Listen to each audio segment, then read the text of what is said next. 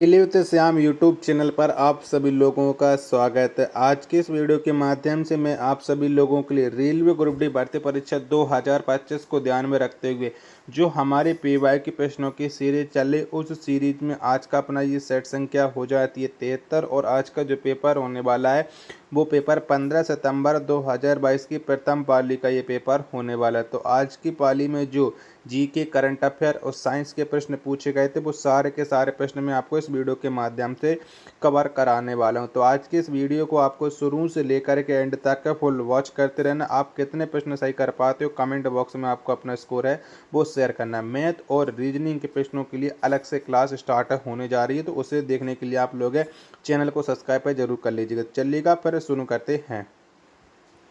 तो पहला प्रश्न, एक सेकंड में उपभोक्त विद्युत ऊर्जा डॉट डॉट कहलाती है। तो बताओ क्या कहलाती है।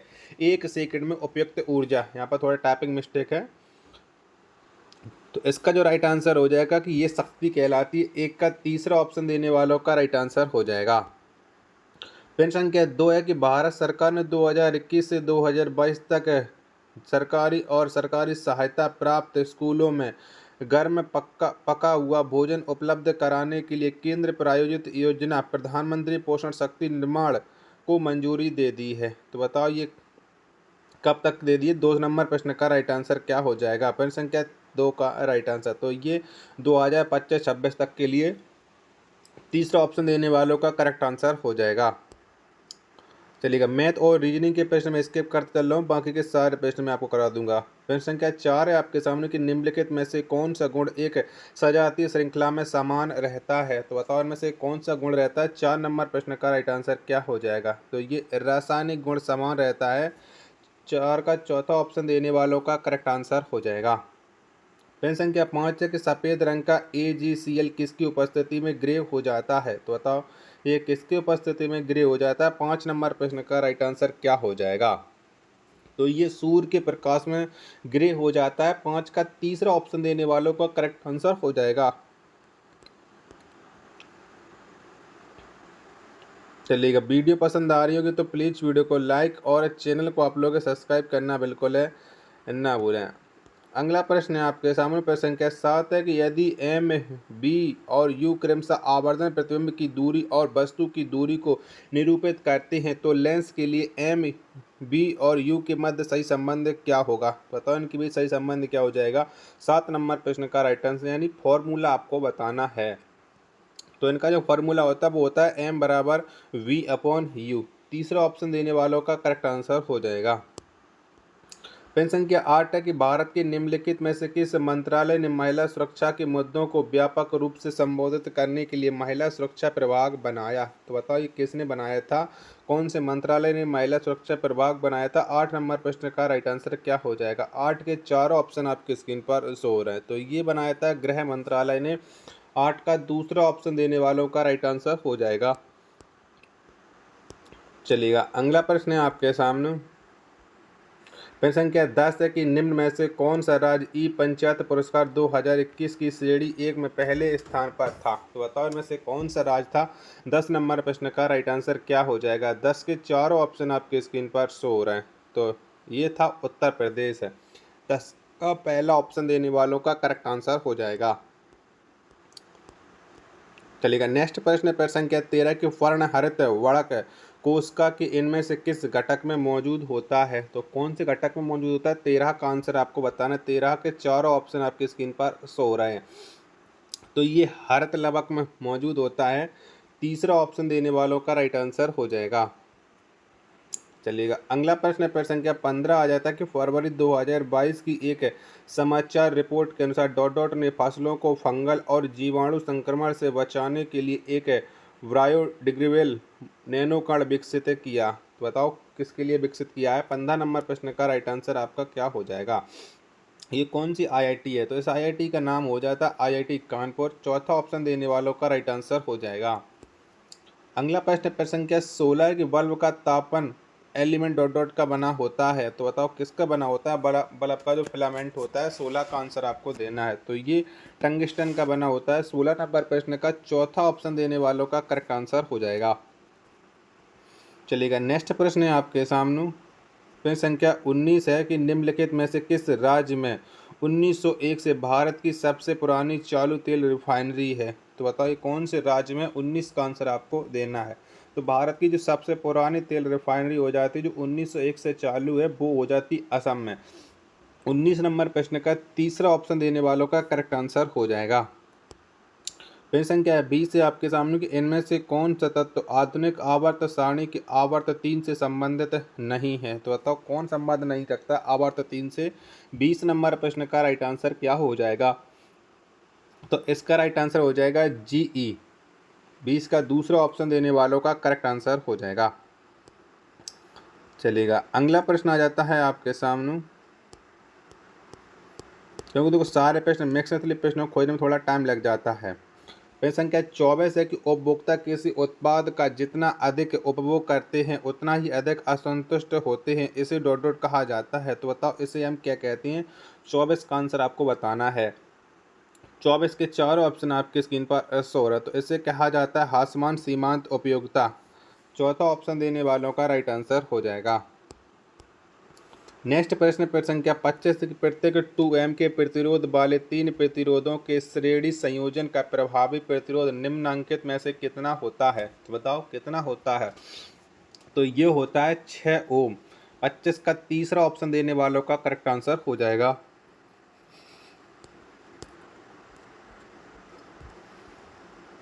चलिएगा अगला प्रश्न देखते हैं कि अगला प्रश्न आ जाता है प्रश्न संख्या 27 तक। स्थिर धारा प्रवाहित करने वाली एक परिनालिका का उपयोग किस प्रकार किया जा सकता है? तो बताओ इसका उपयोग हम किस प्रकार कर सकते हैं? 27 नंबर प्रश्न का राइट आंसर। 27 के चारों ऑप्शन आपके स्क्रीन पर शो रहा है। तो इसका प्रयोग है हम एक स्थिर चुंबकीय क्षेत्र का स्रोत। दूसरा ऑप्शन देने वालों का राइट आंसर हो जाएगा प्रश्न संख्या 27 का। चलिएगा अगला प्रश्न संख्या 30 है कि आधुनिक आवर्त सारणी के समय 2 में कौन से तत्व शामिल नहीं है? तो इनमें से एक तत्व ऐसा है जो आधुनिक आवर्त सारणी के समय 2 में बिल्कुल शामिल नहीं है। 30 का राइट आंसर क्या हो जाएगा? तो वो तत्व हो जाएगा Na यानी सोडियम।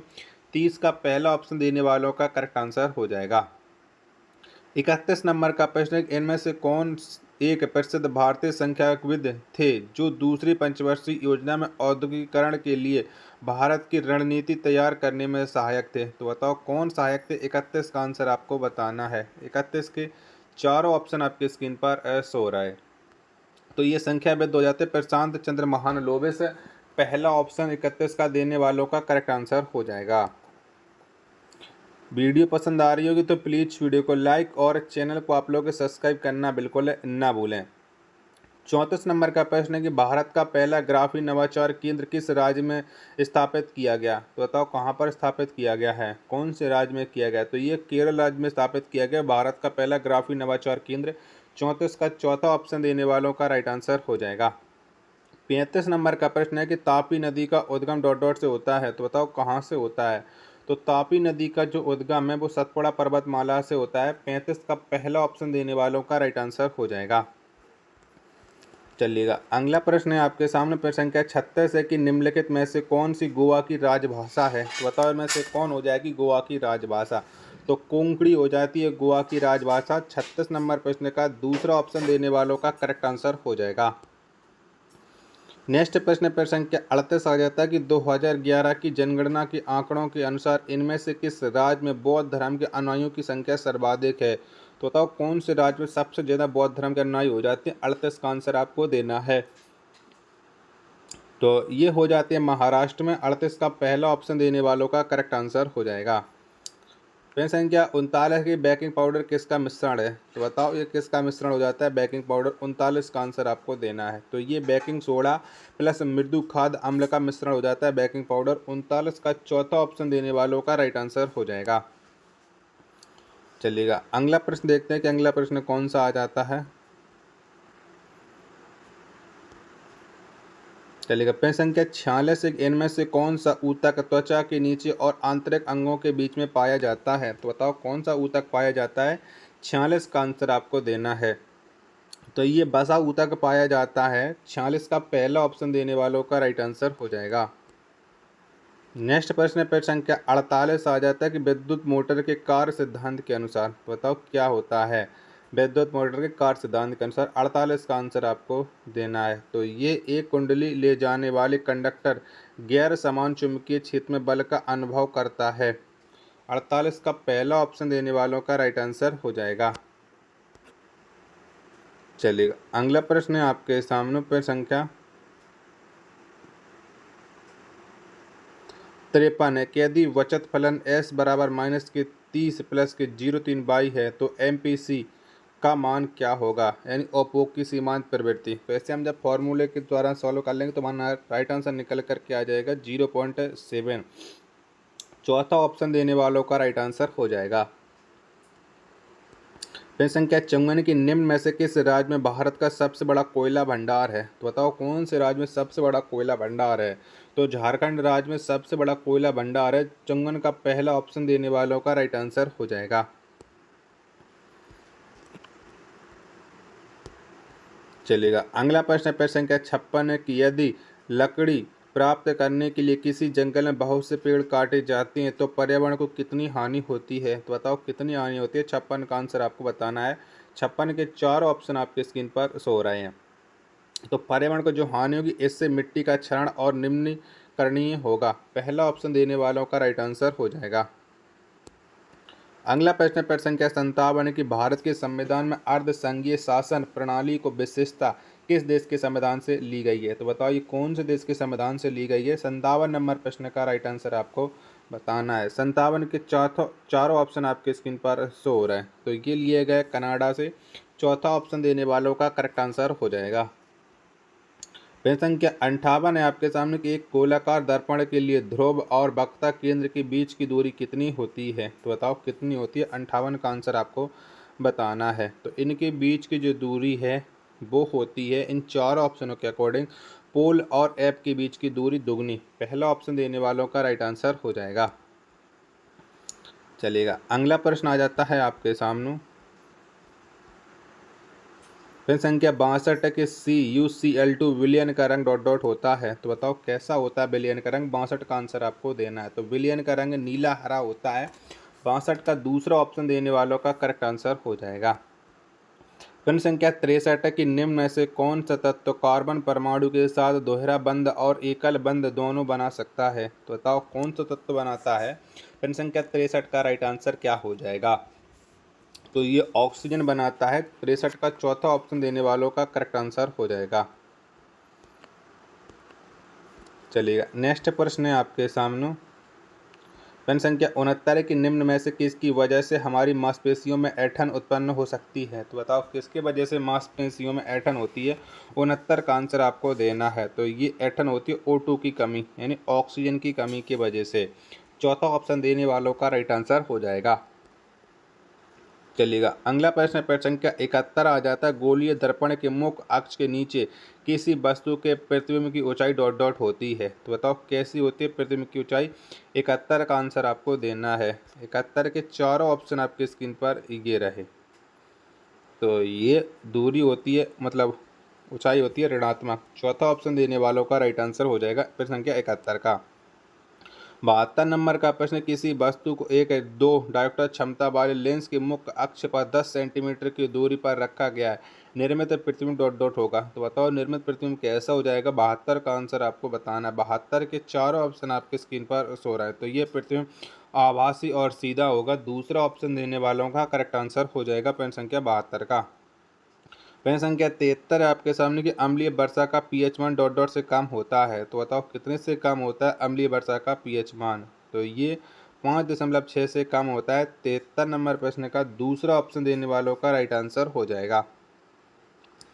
प्रश्न संख्या 74 है आपके सामने कि निम्न में से किस वर्ष शशिकांत दास को भारतीय रिजर्व बैंक का गवर्नर नियुक्त किया गया था। बताओ ये शक्तिकांत दास हैं, वो कब बने थे भारतीय रिजर्व बैंक के गवर्नर। 74 का राइट आंसर क्या हो जाएगा। तो ये 2018 में बने थे। 74 का तीसरा ऑप्शन देने वालों का करेक्ट आंसर हो जाएगा। चलिएगा, अगला प्रश्न देखते हैं कि अगला प्रश्न आ जाता है 77 नंबर का कि ग्लूकोज का रासायनिक सूत्र क्या है। तो बताओ क्या हो जाएगा। तो ग्लूकोज का जो रासायनिक सूत्र होता है वो होता है C6H12O6, यानी 77 नंबर प्रश्न का दूसरे ऑप्शन देने वालों का करेक्ट आंसर हो जाएगा। प्रश्न संख्या 78 है आपके सामने कि निम्नलिखित में से किस शतरंज खिलाड़ी को वर्ष 2021 के लिए खेल में जीवन भर की उपलब्धि के लिए ध्यानचंद पुरस्कार से सम्मानित किया गया। बताओ किस खिलाड़ी को शतरंज के लिए 2021 में ध्यानचंद पुरस्कार मिला था। 78 का आंसर आपको देना है। 78 के चारों ऑप्शन आपकी स्क्रीन पर ये रहे। तो बताओ ये किसे मिला था। तो ये पुरस्कार मिला था अभिजीत कुंटे को। पहला ऑप्शन देने वालों का राइट आंसर हो जाएगा। प्रश्न संख्या 79 कि इनमें से कौन सत्यशोधक समाज के संस्थापक थे। तो बताओ कौन हो जाते सत्यशोधक समाज के संस्थापक। 79 नंबर प्रश्न का राइट आंसर क्या हो जाएगा। तो ये हो जाते हैं ज्योतिबा राव फूले। पहला ऑप्शन देने वालों का करेक्ट आंसर हो जाएगा। प्रश्न संख्या 80 आपके सामने कि यहूदियों के कौन से पर्व को रोशनी का पर्व कहा जाता है। तो बताओ कौन से पर्व को कहते हैं। 80 का राइट आंसर आपको बताना है। तो यहूदियों के हनुका पर्व को रोशनी का पर्व कहा जाता है। 80 का दूसरा ऑप्शन देने वालों का करेक्ट आंसर हो जाएगा। वीडियो पसंद आ रही होगी तो प्लीज़ वीडियो को लाइक और चैनल को आप लोग सब्सक्राइब करना बिल्कुल है ना भूलें, और ना पसंद आ रही तो डिसलाइक कीजिएगा और कमेंट बॉक्स में बताइए कि वीडियो हमें आपकी इस वजह से पसंद नहीं आ रही है। 86 नंबर का प्रश्न कि प्रियंका नुटक्की का संबंध निम्नलिखित में से किस खेल स्पर्धा से है। तो बताओ किससे संबंध रखती है प्रियंका नुटक्की। 86 का राइट आंसर क्या हो जाएगा। तो इनका संबंध हो जाता है शतरंज से। 86 का पहला ऑप्शन देने वालों का राइट आंसर हो जाएगा। प्रश्न संख्या 87 आपके सामने कि बावड़ी क्या होती है। तो बताओ इनमें से बावड़ी क्या होती है। 87 का आंसर आपको बताना। 87 के चारों ऑप्शन आपके स्क्रीन पर सो रहे हैं। तो बावड़ी होती है जल एकत्र करने का एक पारंपरिक तरीका। 87 का तीसरा ऑप्शन देने वालों का राइट आंसर हो जाएगा। चलेगा अगला प्रश्न है आपके सामने। प्रश्न संख्या 89 के संयुक्त वन प्रबंधन निम्नलिखित में से किसका उदाहरण है। तो बताओ ये किसका उदाहरण हो जाएगा। 89 नंबर प्रश्न का राइट आंसर आपको देना है। तो ये उदाहरण हो जाएगा सहभागी दृष्टिकोण का। 89 का पहला ऑप्शन देने वालों का करेक्ट आंसर हो जाएगा। चलिएगा अगला प्रश्न है आपके सामने। प्रश्न संख्या 93 कि उच्चतम न्यायालय और उच्च न्यायालयों को डॉट के तहत बंदी प्रत्यक्षीकरण यथा वारंट मैडमस सेंट्योरी निषेध आदि की प्रकृति में रिट जारी करने की शक्ति है। तो ये कौन सा अनुच्छेद के तहत रिट जारी की जाती है। 93 नंबर प्रश्न का राइट आंसर आपको बताना है। 93 के चारों ऑप्शन ये रहे। तो ये जो रिट जारी की जाती है वो अनुच्छेद 32 और अनुच्छेद 226 ए के तहत की जाती है। तीसरा ऑप्शन देने वालों का राइट आंसर हो जाएगा प्रश्न संख्या 93 का। चलिए अगला प्रश्न संख्या 95 है। महिलाओं के लिए औपचारिक स्वास्थ्य शिक्षा नीचे दिए गए विभिन्न कारणों में से महत्वपूर्ण है। महिलाओं के लिए औपचारिक स्वास्थ्य शिक्षा के संबंध में इनमें से कौन सा विकल्प गलत है। तो इसमें गलत विकल्प का चयन करना है 95 नंबर प्रश्न में। 95 के चारों ऑप्शन आप लोग देख लीजिएगा, इसके बाद आप इसका गलत कथन का चयन कर सकते हैं। तो इसका जो गलत कथन हो जाएगा वो हो जाएगा कि यह उन्हें बच्चे पैदा करने के बारे में निर्णय लेने का अधिकार देती है। दूसरा ऑप्शन देने वालों का करेक्ट आंसर हो जाएगा। आशा और उम्मीद करता हूँ आप सभी लोगों को ये वीडियो पसंद आ रही होगी। तो प्लीज़ वीडियो को लाइक और चैनल को आप लोग सब्सक्राइब करना बिल्कुल ना भूलें।